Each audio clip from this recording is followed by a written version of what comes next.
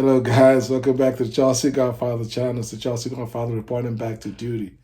Chelsea 5, Morecambe FC 0. Chelsea 5-0 over Morecambe FC at the bridge. I believe the third round of the FA Cup is our first FA Cup game this season. And yeah, the 5-0 score line as a Chelsea fan, that's the minimum that we could expect against this level of opposition that plays in League Two, and they're like second from the bottom of League Two. Notwithstanding that we won 5-0, this wasn't the best of team displays for Chelsea. We did struggle a lot in the game. It was only 1-0 at halftime, and that 1-0, thankfully, it came from a wicked, deflection off, Tosin's shot. Tosin, took a shot. But as I say, if you don't buy, lottery ticket, then you don't have a chance of winning the, lottery. So he just, took a chance and just took that shot from about 25 yards outside their goal, and it deflected off their midfielder. It was actually an attacking midfielder who was in their box. Just to give you an idea of how many players Morecambe FC had packed inside their box. There was absolutely no space, and that a wicked the deflection wrong footed their goalie, who otherwise was playing very well in the first half, and it wrong footed him, and that was our first goal. Now, obviously, as I mentioned, their goalie. Prior to that goal, we won a PK due to, I believe, brilliant work from Felix. Saved the ball from going out of play, and his cutback pass right across, if you want to call it that, somehow was brought down by their midfielder. Sonogo, I believe his name, Songo or Sonongo. I should know his name because his dad used to be Cameroon's goalie. Actually, it was a pretty good goalie back in his time. And his son plays, I believe he plays a defensive midfield or some kind of box to box central midfield role, which is what you would expect of a Cameroonian. And he was playing well. He was actually their best player in this game, but somehow and inexplicably, he had not one but two hands up in the air, and that was a penalty. So Kunku stepped up. Obviously, Palmer doesn't play these type of games. He was on the bench.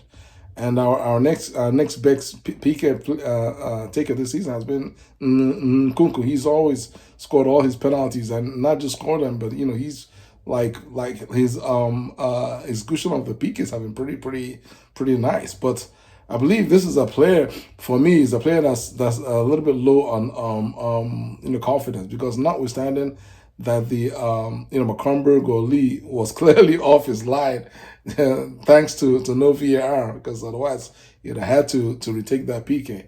He was clearly off his line, but the reality is that Kunku's PK wasn't the best. I mean, it was a very good height for the goalie.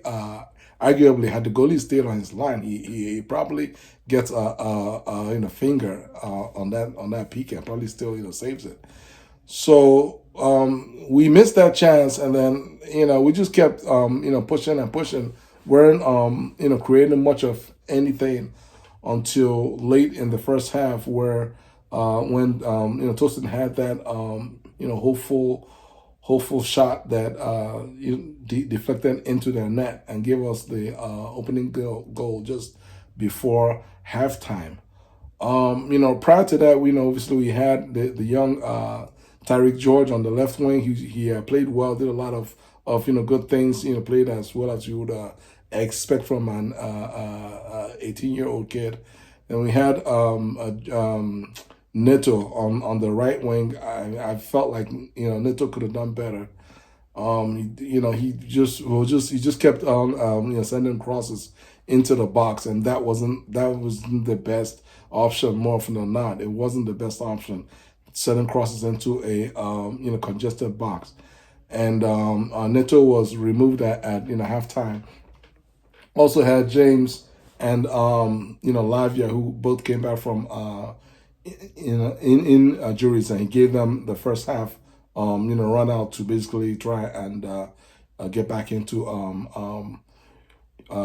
fitness. So James, Lavia, and Neto, the three of them were replaced at halftime with Cucurella, Sancho, and who else came on? I can't remember. And Gusto and Gusto. So those are the three subs that I have. I don't think we made any other subs on the day.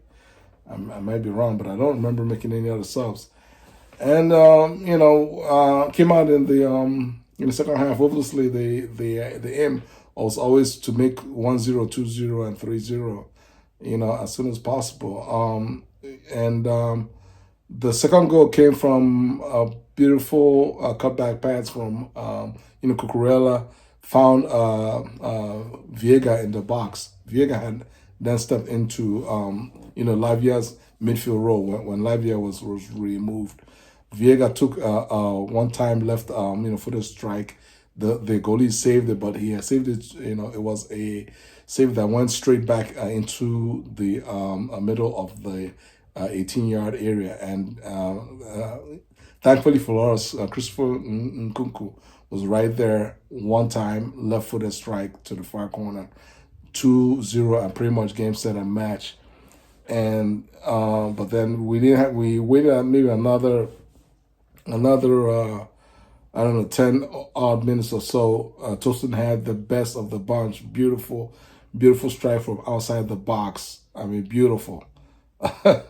And that made it two. Tosin was working on a hat trick. That actually made it three. With his second goal.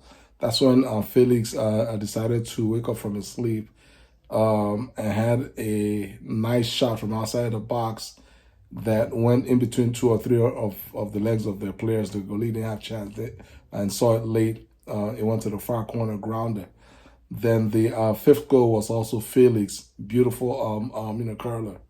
Beautiful curler to send it all the way from the left to the right side, way out of the reach of the goalie, 5-0. And that's pretty much all at the point. It was just a matter of where are we going to keep the clean sheet, and we almost didn't keep the clean sheet, because in typical Chelsea fashion this season, we always try to find ways to turn the ball over, give the other team a chance to score. Have we played against a Premier League team? They definitely would have scored late in the game. So for me, that was a disappointment. Also, Philippe Jorgensen didn't have the best of days. It wasn't a clean display by any stretch of the imagination. He struggled with the aerial balls. There was just a few just unnecessary sloppiness from his game. And so I know fans don't want to hear it, but Sanchez is going to be number one for the rest of the season. It is what it is. So as of right now, hopefully we're back to winning ways. Having won this game 5-0. Our next game, I believe, is on Tuesday next week. Tuesday against Bournemouth at the Bridge. That's going to be a very tough one. We need to come back with 3 points so we can just keep this top four thing moving. We have to get back to winning ways in the Premier League, by hook or by crook. How do y'all feel about our prospects of top four this season? Leave your comments below. Subscribe to my channel. God bless you guys. Peace.